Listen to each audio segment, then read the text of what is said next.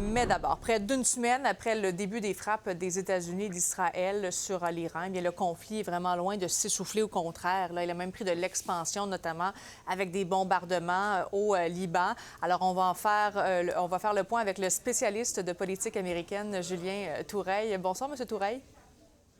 Bonsoir. D'abord, peut-être une question. Qui a le plus à perdre dans ce conflit-là? C'est l'Iran ou les États-Unis? Mais le régime des ayatollahs en Iran joue à travers ce conflit-là sa propre survie. Donc j'aurais tendance à dire évidemment que c'est lui qui a le plus à perdre. De l'autre côté, le président Trump, il court quand même, ou il prend un risque politique dans la mesure où, depuis une semaine, il a quand même pas très bien expliqué quelles sont les justifications de cette intervention-là et surtout auprès de la population américaine, quels sont les objectifs de celle-ci et par conséquent, si cette opération militaire venait à durer longtemps, venait à avoir un coût significatif, que ce soit autant humain en particulier des pertes de soldats américains que financier, il pourrait se retrouver dans une situation politique qui soit délicate. Et peut-être un dernier point, ce qui est assez fascinant, c'est que depuis une semaine, du point de vue du président Trump, il n'y a pas ce fameux phénomène de ralliement autour du drapeau. Il n'a gagné aucun point de pourcentage. Sa cote de popularité n'a pas connu de progression, alors que d'habitude, dans ces situations-là, tous ses prédécesseurs avaient connu un bond de leur popularité. Et là, c'est quand même assez impressionnant quand même qu'il n'y ait pas eu gagné vraiment de popularité nécessairement. Vous dites que c'est vrai que c'est pas clair, hein, mais il y a quand même la porte-parole cette semaine de la Maison-Blanche qui a tenté de dire, bien, voici en fait les points qu'on aimerait aller chercher avec ce conflit en fait au Moyen-Orient. Mais somme toute, vous pensez toujours là, que c'est pas assez clair. Puis il n'y a pas de plan non plus pour le après en fait quand ça va se terminer. Oui, alors ça, c'est l'élément peut-être le plus préoccupant de l'approche de l'administration de Trump. On n'a pas sérieusement réfléchi à ce qui se passerait après, par exemple, si le régime des ayatollahs à Téhéran devait venir à tomber. Et il n'y a pas manifestement non plus de volonté de s'impliquer significativement dans cette après-là. Pour ce qui est des objectifs, ils ont peut-être été un peu clarifiés aujourd'hui par le président Trump lui-même lorsqu'il a évoqué la notion de capitulation inconditionnelle du régime de Téhéran. Mais là aussi, ça reste un objectif qui demeure assez flou parce qu'on ne sait pas ce que ça veut dire dans le langage de Trump, une capitulation inconditionnelle. Est-ce que ça veut dire vraiment ce changement de régime en place à Téhéran ou est-ce que ça veut dire simplement des représentants du régime actuel ou quelque peu évolué accéderaient à toutes les demandes que les Américains, l'administration Trump en particulier, ont formulées au cours des dernières négociations. Par exemple, l'abandon des capacités balistiques de l'Iran, par exemple, l'abandon du programme d'enrichissement d'uranium. Effectivement, donc encore beaucoup de questions relativement à tout ça, pendant qu'on accueille avec nous également Rachad Antonius, qui est professeur de sociologie à la retraite. Monsieur Antonius, dites-moi, est-ce que c'est déjà une guerre entre l'Iran et l'Occident ou est-ce qu'on fait un petit peu semblant que ce n'est pas nécessairement le cas?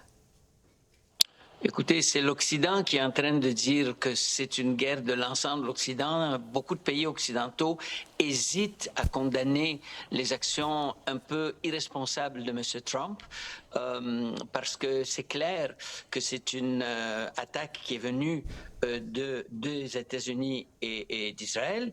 M. Trump a prétendu que l'Iran posait une menace envers les États-Unis.